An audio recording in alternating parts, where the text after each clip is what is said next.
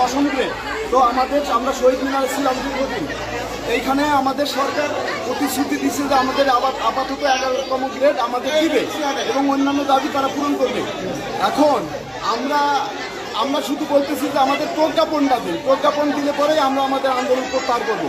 আমরা তো শিক্ষক ছাত্রছাত্রীদের জীবন নিয়ে আমরা আজকে ফাইনাল পরীক্ষার দিন আপনারা বাচ্চাদেরকে জিম্মি করে কেন দাবি আদায় করবেন? এটা জিম্মি না, আমরা বলছি যে যখন আমরা দাবি আদায় হয়ে যাবে আমরা যে কখন বলছেন আমাদের কেন্দ্রীয় কমিটি বলছে এটা কবে বলছে? এটা বলছে 21 তারিখে।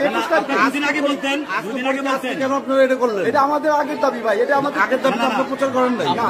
বাচ্চাদেরকে জিম্মি করে আন্দোলন কেন করতে হবে আপনাদের? আমরা জিম্মি করছি না, বাচ্চাদের অবশ্যই বাচ্চাদের জিম্মি আমরা বাচ্চার উপরে শিক্ষক